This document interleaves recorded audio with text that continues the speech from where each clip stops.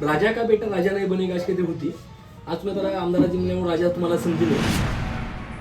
आता तुम्हाला सांगतो, साहेब नगरसेवक झाले आणि आमदार झाले फक्त आणि फक्त साहेबाच्या स्कूटीमुळे, साहेबाच्या स्वभावामुळे, साहेबाच्या हातामुळे. आम्हाला शिकवण एकच आहे की कामातून उत्तर द्या, लोकांचं प्रेम जिंकून उत्तर द्या. तर मी त्यांना तीच दाखवतो. मी एकदम आलं नाही. मी इतके दिवस इंटर्नशिप करत गेलो साहेबांसोबत. साहेबाच्या इंटर्नशिप पिरियड मध्ये होतो आणि आता माझं समजा जॉब लागली समजा, आता समजून घ्या. आता त्या माणसाला काहीच लागत नाही, बॅकग्राऊंड लागत नाही, पैसा लागत नाही, काही लागत नाही. स्वच्छ मन आणि माणसाचं मान सन्मान लागतं. सगळ्यात महत्वाचं, नांदेड MIDC कोण वळली? नांदेड MIDC रस्तेच नव्हते. ती मुख्य रस्ता बघा. तर मुख्यमंत्री सहायता निधी मुख्यमंत्री एकनाथभाई शिंदे असताना सगळ्यात जास्त कोणत्या आमदारांना दिला असेल ती नांदेड उत्तरचे आमदार बालाजी कल्याणकर दिले. आता बी यादी आहे आणि विकास झालेला आहे, याच्या पुढेही होणार. पैसे जर कमवाय बसले तर माणूस किती बी कमवू शकतो. जेव्हा साहेब थांबले होते तेव्हा एकानं म्हणलं होतं की बा हा अनपढ माणूस दिलाय, याला काय करेल विकास करायचा. तुम्हाला कुठे पक्षाचं आव्हान वाटते, काय वाटते? सगळ्यात मोस्ट इम्पॉर्टंट प्रश्न असते आपल्या जिंदगीचा फेस करणं.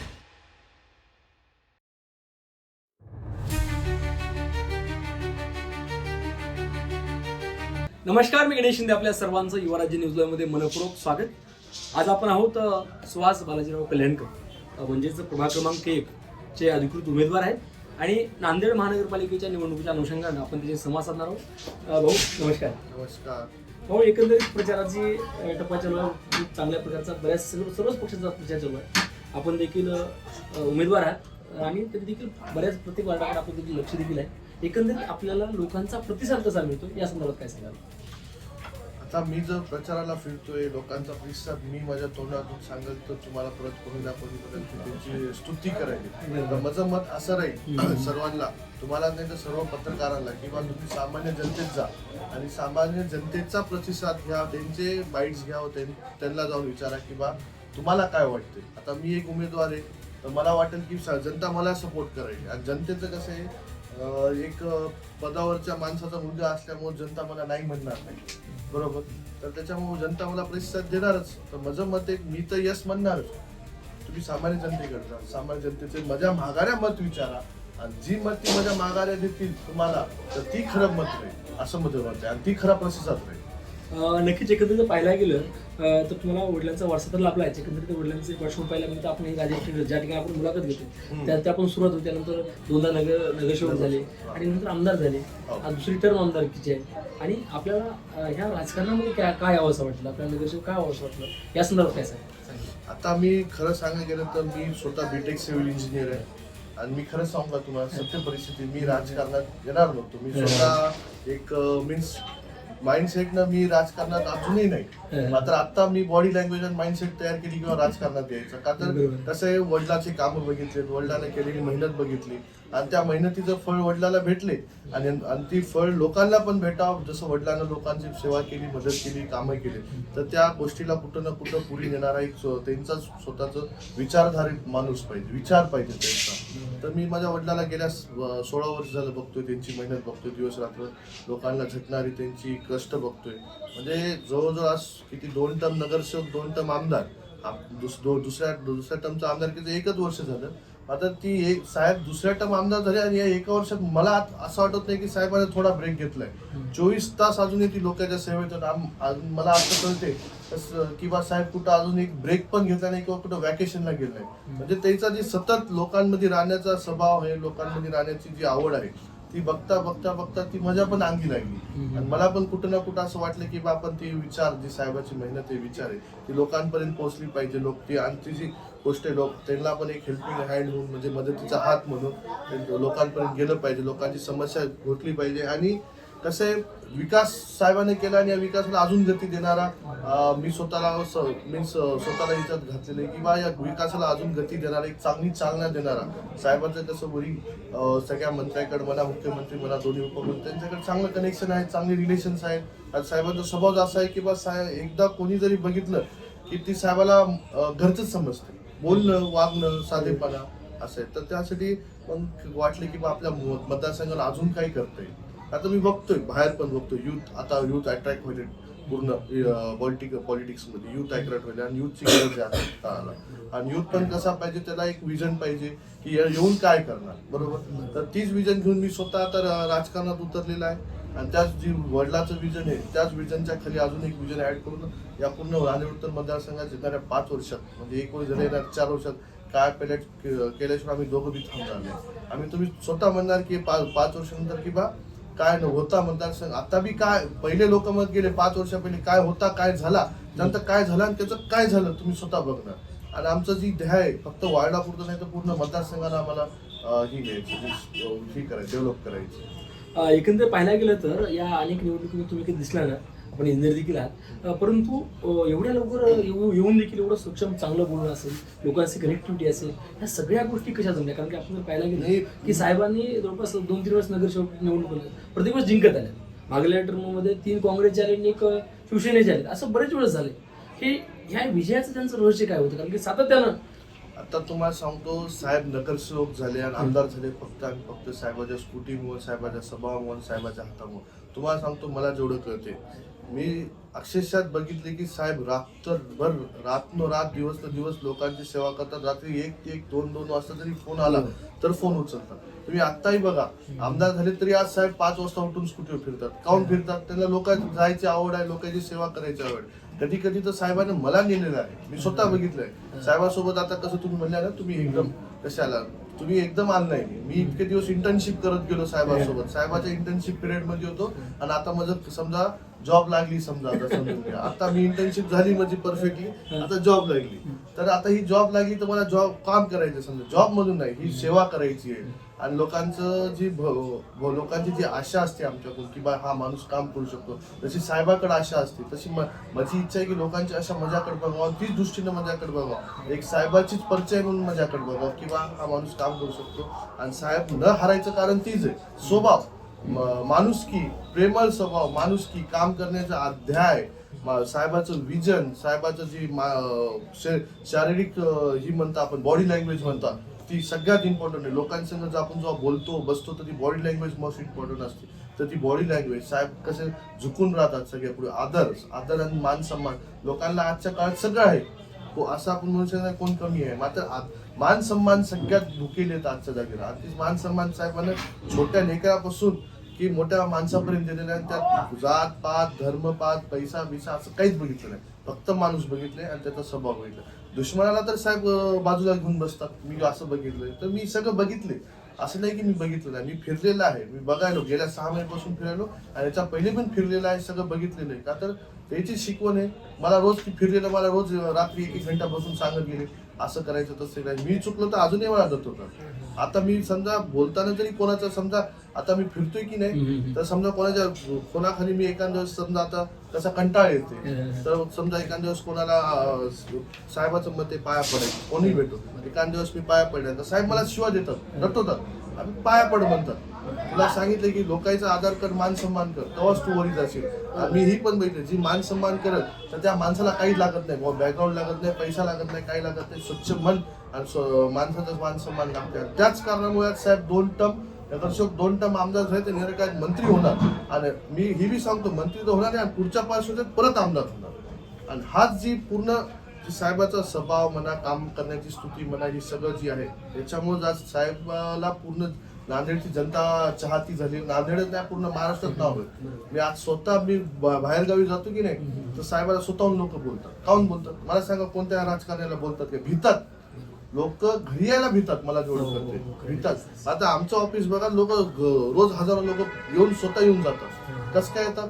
त्यांना माहिती आहे साहेबच नाही, आमच्या घरातला हर एक माणूस, आई बघा, आमचे काका बघा, सगळे तसेच आहेत आमच्या घरात. म्हणजे ती कसं आहे, मूळ राजकारणी नसल्यामुळे आमचा ती स्वभाव तसं आहे. मेन आमच्या आजोबानं शिकवलेले, त्याची शिकवण सगळ्यात महान म्हणावं किंवा त्याने आम्हाला जे संस्कार दिलेत आणि त्याचे संस्कार आमच्या सगळ्या परिवाराला लाभलेले आहेत. आणि आम्ही त्याच संस्कारावर पुढे गेलेले आहात आणि त्या संस्कारांचे त्याचे पुण्याचे आम्हाला लागली म्हणून आज साहेब 2 टर्म नगरसेवक, 2 टर्म आमदार झाले, त्यांना काय मंत्री बी होणार, परत एकदा आमदार होणार. मी सांगतो जोपर्यंत साहेब तोपर्यंत साहेबाला कोणी टक्कर देऊ शकणार असं मला वाटतं. एकंदरीत नक्कीच भाऊ, खरंच आपण अगदी बरोबर बोलतो. परंतु काय असतं की सत्ता आली, पैसा आला, त्या गोष्टी माणूस कुठे बदलत असतं. परंतु आज तुम्ही एक इंजिनियर आहात आणि आमदार पुत्र आहात. जर हा सुहास कल्याणकर जर नगरसेवक झाल्यानंतर अशाच गोष्टीसाठी काय बदल होईल काय सांगा? नाही मी मला तुम्ही बघा साहेब आज 2 टर्म आमदार आहेत. साहेब बदलले नाही.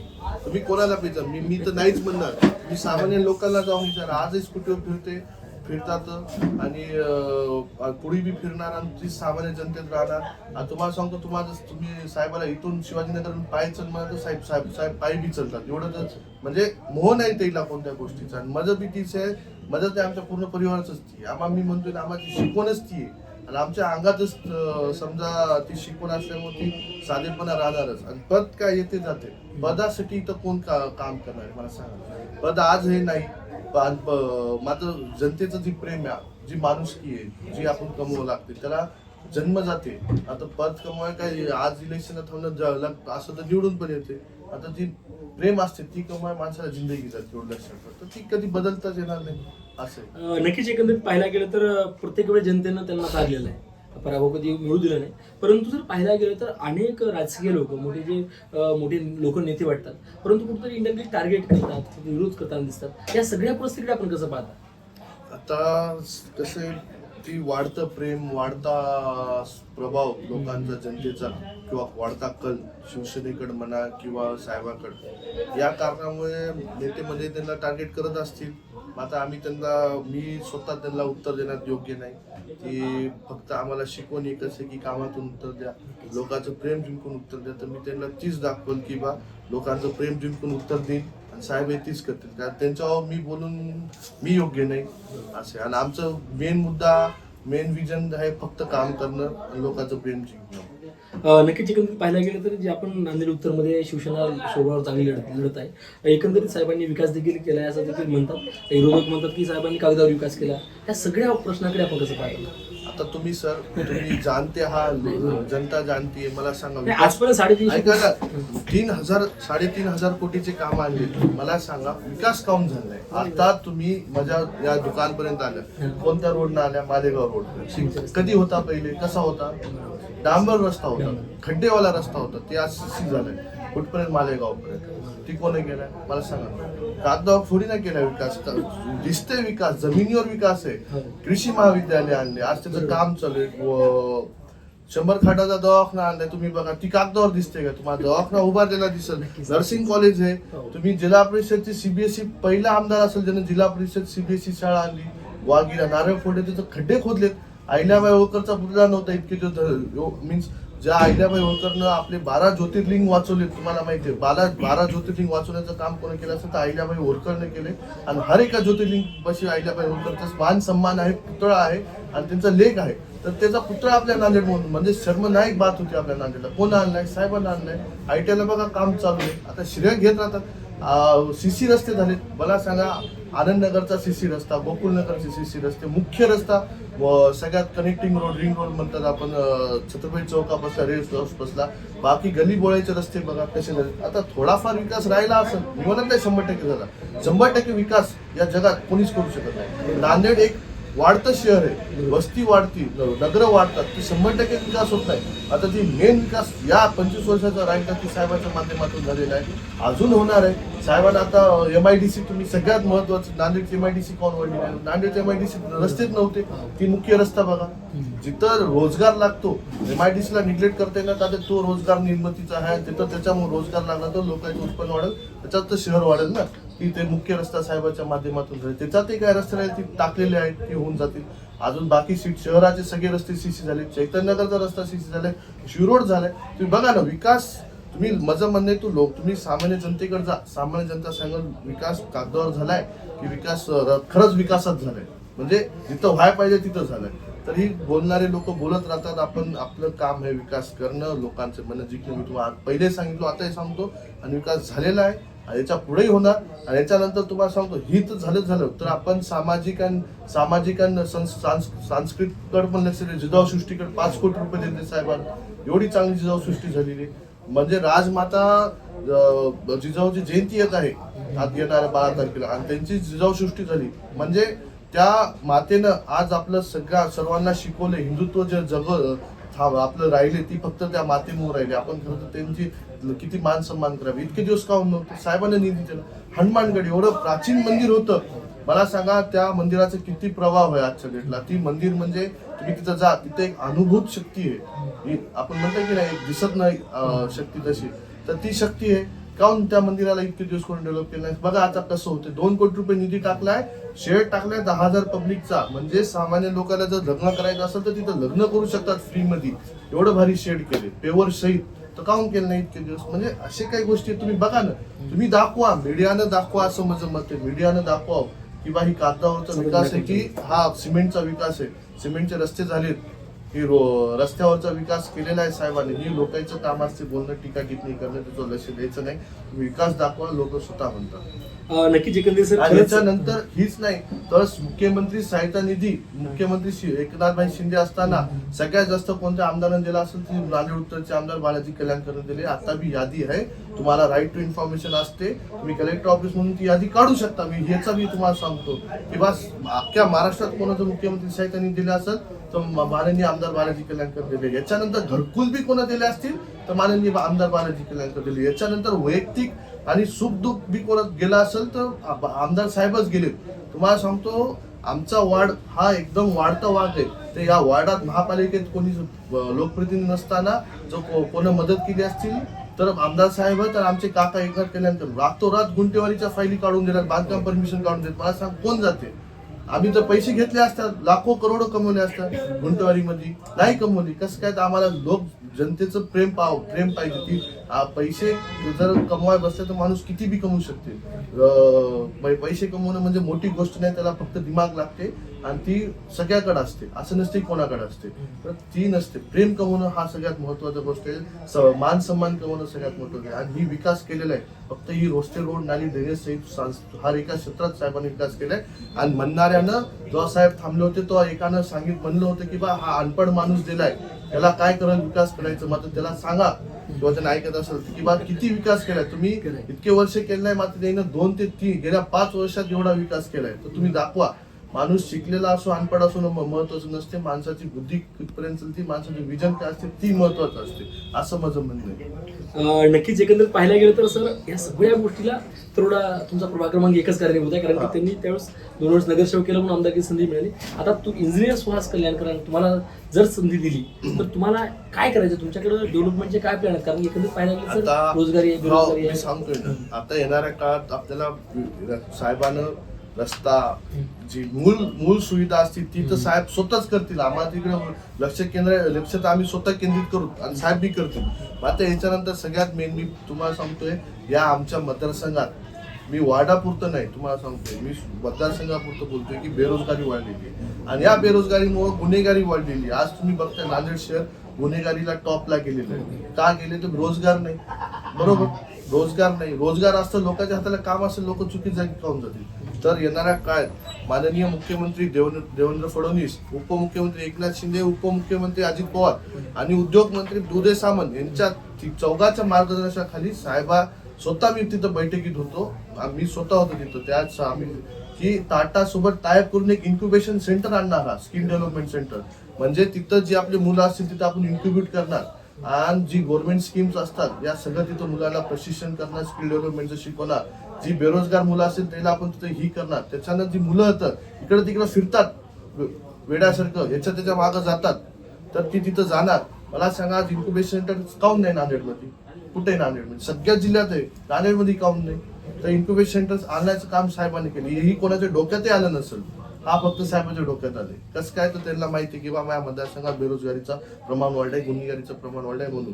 आणि इन्क्युबेशन सेंटरला महाराष्ट्र गव्हर्नमेंटच्या, सेंट्रल गव्हर्नमेंटच्या बऱ्याच स्कीम असतात, एनजीओच्या असतात, कोणी अँजल इन्व्हेस्टर असते, अशा बऱ्याच काही सीड फंडिंग असतात. एखादा मुलगा तर समजा जॉब करत नाही, एखादा स्वतःचा बिझनेस जरी करतो म्हणला तर त्याला ती फंडिंगचीच ऑपॉर्च्युनिटी भेटते. त्याच्या अंतर त्याला जर इन्क्युबेशन सेंटरमध्ये पार्ट घेतलं तर ही लोकांपर्यंत पोहोचवणं गरजेचं आहे. आता तुम्हाला मी सांगतोय की तुम्हाला पहिलेच म्हणलं, हुशार सगळे असतात, त्यांची बुद्धीची चालना त्यांना कशी देते त्याच्यावर महत्व असते. आणि ती चालना आम्ही त्या इन्क्युबेशन सेंटरच्या अंडर हर एका मतदारसंघाच्या मुलाला देणार हा. ती की सगळ्यात महत्वाचा प्रश्न आमच्या मतदारसंघाचा आहे बेरोजगारीचा, ती आम्ही काढायचा प्रयत्न करू. नक्कीच एकंदरीत सर तुम्हाला बोलताना बऱ्याच जणांना देखील, ऐकणाऱ्याला देखील वाटत असेल की बाबा कमी दिवसामध्ये एवढं कसं सक्षम बोलणं असेल, तुमची बॉडी लँग्वेज असेल, एवढं कसं अपडेट झालं, याचं यामागचं रहस्य काय? याचा प्रश्न मी स्वतःलाच माहित नाही मला, मी तर काय सांगू आता. हे फक्त आज साहेबांना बघत आले, सगळ्यांना बघत आलोय कुठं ना कुठं त्याच्याच आधारात सगळे. आता कसे घरचे 4-4, 3-3 जण जर मला सांगा जनतेचा जनतेच्या सुखादुखात जात असतील, साहेब असतील, ताई असतील, काका असतील, तिघं जर बघत असतील तर त्याला बघून मी काहून शिकणार नाही. नक्कीच. हा. एकंदरीत ही जी तुमची आता वैयक्तिक जी निवडणूक आहे प्रभाग क्रमांक 1ची, तुम्हाला कोणत्या पक्षाचं आव्हान वाटते, काय वाटते, काय विजयश्री खेचू शकेल? आता कसं आहे, सगळ्यांना अधिकार असते लढायचा, सगळे पक्ष सर्वांचा वैयक्तिक अधिकार आहे, माझा पण अधिकार आहे. मी पण थांबलोय, मी लोकांपुढे जातोय, लोकांची समस्या जाणून घेतो, लोकांचं प्रेम कमवतोय, लोकांपुढे फेस करतोय. सगळ्यात मोस्ट इम्पॉर्टंट प्रश्न असते आपल्या जिंदगीचा फेस करणं. कोणताही ही असो तिथं फेस करणं इम्पॉर्टंट आहे, मी करतोय आणि शेवटी लोक ठरवतील. म्हणजे आणि मी कोणाला आव्हान म्हणत नाही किंवा ते कसं असते, कॉम्पिटिशन राहणे बी गरजेचं आहे, नसणं बी असणं सगळ्यात गरजेचं आहे. तर आव्हान मी सगळ्याच समजवतो, का तर कोणाला कधी कमजोर समजवता येत नाही. मी विरोधकांना कमजोर घेत नाही, एवढं लक्षात ठेवा. मी विरोधकांना माझ्यापेक्षा 1 पट वरी घेतो आणि त्याच 1 पट वरी घेतल्यामुळे मी त्याच्यापेक्षा 10 पट काम करू शकतो, असं माझं म्हणणं आहे. नक्कीच. एकंदरीत संपूर्ण जनतेना काय आव्हान कराल, काय सांगा? आता जनतेला मला सांगायचंय की बा तुम्ही कोणाच्या भूलपायी पडू नका. तुमचं जन या गेल्या 5-6 वर्षात कामं केलेत आणि येणाऱ्या काळात पण काम करेल. तुमचं प्रेम जिंकल, तुमच्या एका कॉलवर तो उपस्थित होईल, त्याला तुम्ही त्यांच्या पाठीशी राहा. तुम्हाला आता येणारे लोक आता एक काळात पैसा देतील, तुम्हाला आश्वासनं देतील, सगळं देतील, मात्र त्या आश्वासन पैशाच्या ह्याच्यात भूल पडू नका. का तर कसं आहे, आपल्याला जर सुधारायचं असेल, आपल्याला कुठं ना कुठं एक चांगलं पाहिजे असेल, मूलभूत सुविधा, एक दिशा पाहिजे असेल आपल्या शहराला, आपल्या स्वतःला. तुम्हाला सांगतो, जसं शहर तशी जनता, जशी जनता तसं शहर, एवढं लक्षात ठेवा. आज मेट्रो सिटीज काऊन डेव्हलप, तिथे लोक डेव्हलप म्हणून शहर डेव्हलपमेंट लोक डेव्हलप, ही जनतेला माहित राहायला पाहिजे की बा तुम्ही या मोटिव्हवर चला, की बा आपल्याला आपला विकास करायचा, आपल्या शहराचा विकास करायचा. आणि जो माणूस विकास करेल आणि जो माणूस ते आमदार बालाजी कल्याणकरच तुमचा विकास करतील, मी 100% गॅरंटी देऊन सांगतो. तर त्याच माणसाच्या पाठीशी राहा, त्याच आमच्याच पक्षाच्या पाठीशी राहा. का तर महापालिकेवर जाण्यासाठी आम्हाला साथ द्या, का तर देणारं खातं आमच्याकडे. महापालिका चलती नगरविकास खात्याच्या अंडरमध्ये आणि नगरविकास मंत्रीच आहेत माननीय उपमुख्यमंत्री एकनाथ भाई शिंदे. आणि तुम्हाला सांगतो साहेब, आमदार व्हायच्या पहिले आपली महापालिका बँक करप्ट होती, तुम्हाला माहित असतो. 1 रुपयाचा निधी नव्हता. मात्र साहेब मुख्यमंत्री साहेब जो एकनाथ शिंदे होते, नगरविकास मंत्री होते, त्यांना हजारो करोडचा निधी आणला, तेव्हा कुठं महापालिकेला एक आधार भेटला आणि त्याच्यानंतर महापालिकेच्या आधारामध्ये साहेबाच्या माध्यमातून एवढे कामं झाले. तर मी तीच म्हणतोय की बस विकास करणारे आम्हीच आणि खातं देणारं पण आमचंच. तर तुम्हाला माणसं पण निवडून आणणारा पण तुम्हाला लक्षात द्यावं लागेल कोणाला निवडून आणायची. मीन्स असं म्हणतोय, मी आव्हान करतोय. आणि तुम्ही जी साहेबाला इतके दिवस प्रेम दाखवल्या आणि साहेबाला आतापर्यंत जिथं साहेब थांबले, तुम्ही त्यांच्या पाठीशी राहिले, तर आता साहेबाच्या शिलेदारांच्या पाठीशी राहा. मजाच नाही तर आमचे सगळे 40 उमेदवारांच्या पाठीशी राहा. साहेबाला भक्कम करा. येणाऱ्या काळात साहेबाला तुम्ही भक्कम देता, साहेब मंत्री होतील, अजून शहराचा विकास होईल. शहराचा विकास झाला तर तुमच्या सर्वांचा विकास होईल. कसं आहे, आता तुम्हाला पैसे देतील, आश्वासन देईल, असे आश्वासन तुम्ही गेल्या अनेक वर्ष ऐकत आहात, इथून पुढे ऐकत राहाल. आणि जो पैसा देतील ती फक्त 1 ते 2 दिवस चालेल. आता आपला विकास कधी व्हायचा ही मला लोकांना म्हणायचं. आणि विकास करणारा माणूस, विकास केलेला माणूस तुमच्या पुढं स्वतः आव्हान घेऊन आलेला आहे. तर त्या माणसाच्या पाठीशी राहा, त्याच्या शिलेदाराच्या पाठीशी राहा. आणि साहेबाचं काम आहे. आणि साहेबांना आमच्या 40 जणांची एकदा मीटिंग घेतली होती, ही बी सांगतो की बा त्याला क्लिअर सांगितले, तुम्ही कोणी असाल तुमच्या घरी, तुम्ही जनतेत असाल तर सामान्य बनून जा. माज जमणार नाही जनतेपुढं, एकदम जनतेपुढं साधंपणे जायचं. तुमच्या घरी 4 व्हीलर असेल तर 4 व्हीलर वापरायची नाही. नगरसेवक स्कूटीवरच फिरला पाहिजे, स्कूटीवरलाच पाहिजे साहेबांचं म्हणणे. सगळ्या 40 जणांना सांगितलं. तर असा माणूस तुम्ही निवडा. आणि त्या नगरसेवकाकडून काम करून घ्यायची जिम्मेदारी स्वतः साहेबांनी घेतलेली आहे. आणि साहेब 100% करतील, मला माहिती आहे. आता मी त्यांना गेल्या अनेक वर्षापासून बघितले आहे आणि त्यांनी कामं केलेली आहेत. ते करतील आणि आम्ही सगळे 40 उमेदवार त्यांच्या मार्गदर्शनाखाली चालणार आहात. का तर आमचा नेताच असा आहे, नेता म्हणण्यापेक्षा आमचे जे मार्गदर्शनच असे आहे की त्यांना फक्त आणि फक्त त्याचं विजनच काम करणं आहे, लोकांसाठी वाहून दिलेलं आहे अख्खी जिंदगी. तर आम्ही काऊन करणार नाही. आणि आम्ही कुठं चुकलो तर ते नाहीच आम्हाला सांगायला किंवा डटवायला असे. आणि त्यांना ही बी सांगितले की जनता ही आपली सर्वस्व आहे, परिवार आहे. आणि जनतेला परिवारासारखं जपा. सगळ्यात महत्वाचा मुद्दा, जनतेला परिवारासारखं जपा. आज जनता आहे म्हणून आपण आहोत.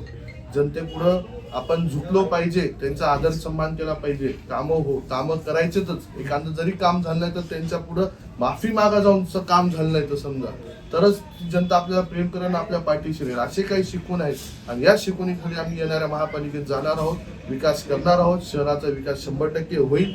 तो आम्ही सर्व जनताला म्हणणं आहे की येणाऱ्या काळात महापालिकेत शिवसेनेचा जर भगवा आला तर या शहराचा, जसं साहेबांना फक्त आमदार असताना कायापलट केला, तर विचार करा जर 40 नगरसेवक साहेबाचे असतील, महापौर साहेबाचा असेल तर किती विकास होऊ शकतो, काय होऊ शकतो. आणि आमचे हर एक उमेदवार असा आहे की त्याच्याकडे अलग अलग करायची क्षमता आहे, अलग अलग करायचे विचारधारा आहे. क्लिप बघितली, राजा का बेटा राजा नाही बनेगा अशी काहीतरी होती.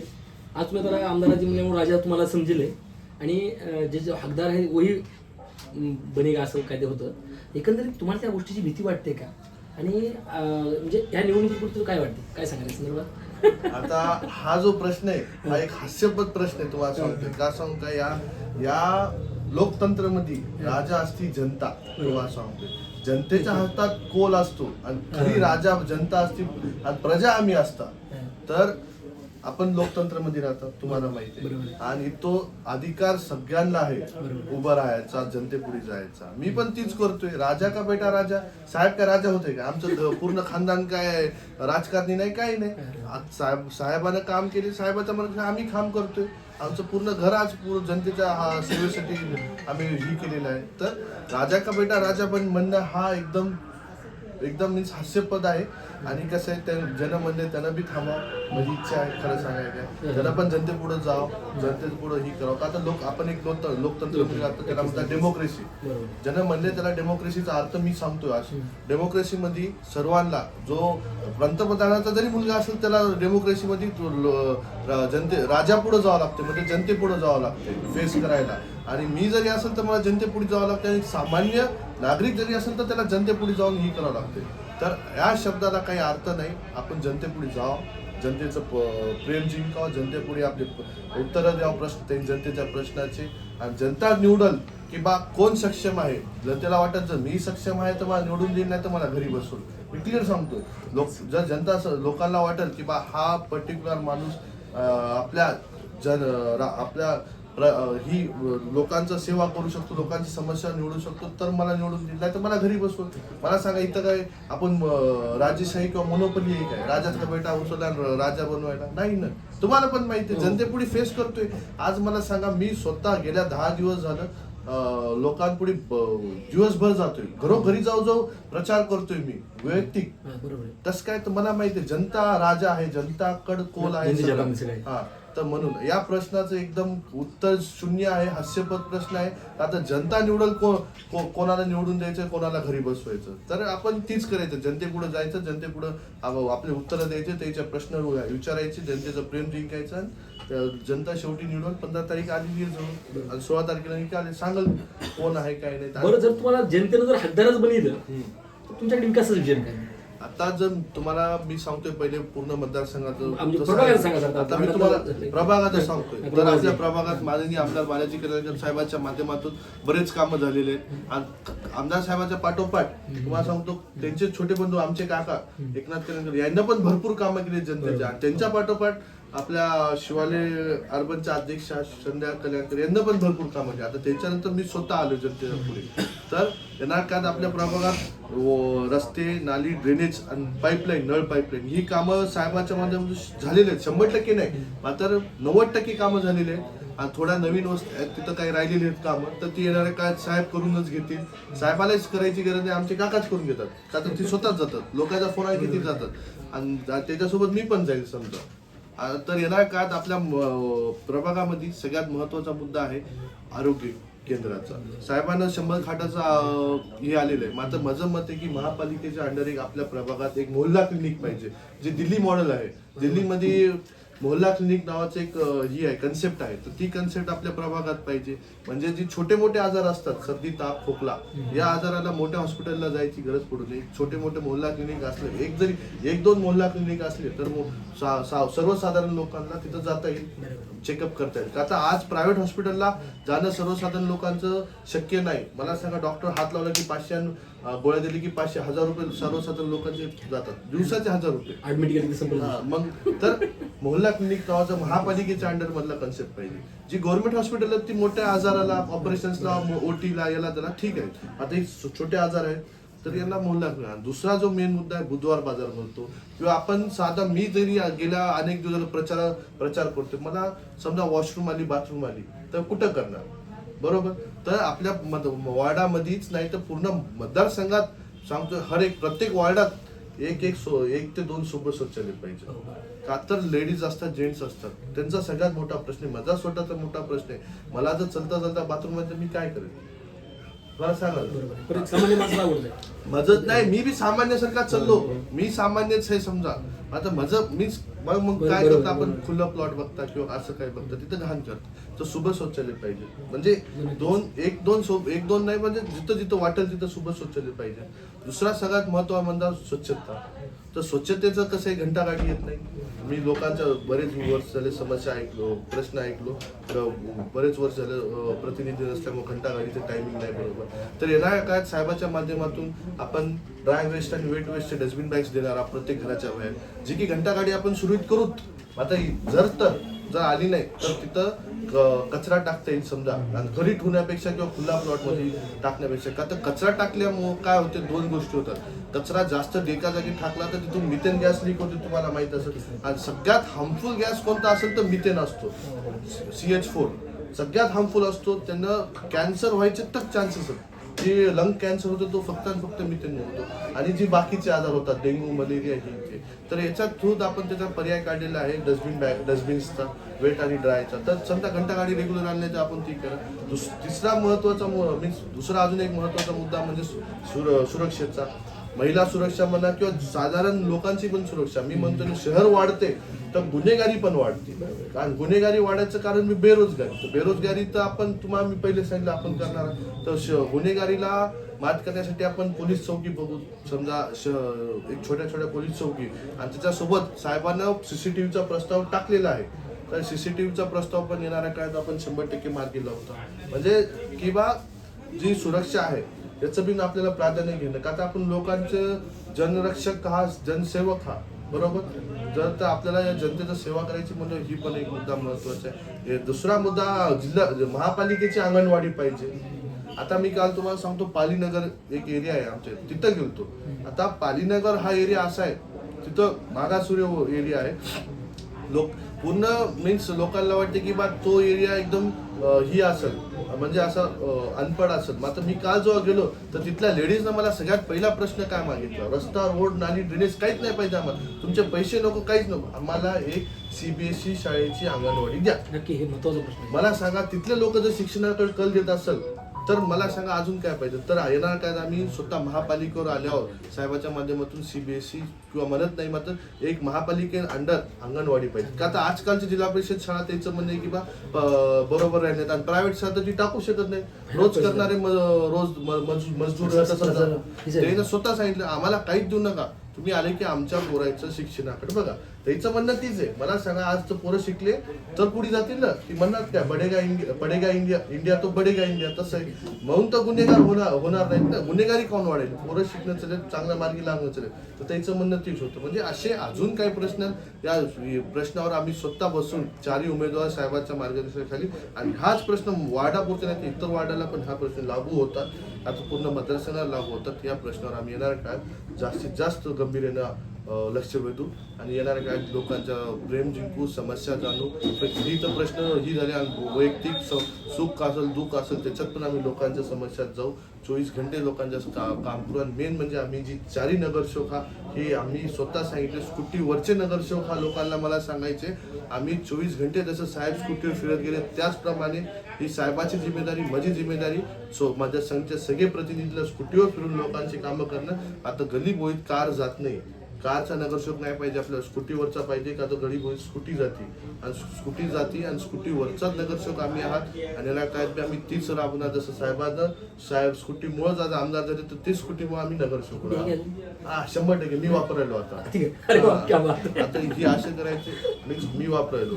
तर असे काही प्रश्न देणार काय आम्हाला तिथं लक्ष वेधलेलं आहे आणि आम्ही सर्वसामान्य जनतेचे सर्वसामान्य नगरसेवक म्हणून आम्हाला काम करायचं. नक्कीच धन्यवाद सर, आपण वेळातला वेळ काढून आमच्याशी संवाद साधला त्याबद्दल आपले मनापासून खूप खूप धन्यवाद. हे होते सुहास बालाजीराव कल्याणकर, यांच्याशी आपण संवाद साधला. त्यांनी एकंदरीत पाहायला गेलं तर नेमकं आम्ही काय काय केलं आणि आम्ही काय करणार आहे आणि असं बऱ्याच विषयावर देखील चर्चा झाली. या संदर्भात आपलेही काही प्रश्न असतील तर नक्की बालाजी न्यूज लाईव्हच्या कॉमेंट बॉक्समध्ये आम्हाला कळू शकता. धन्यवाद.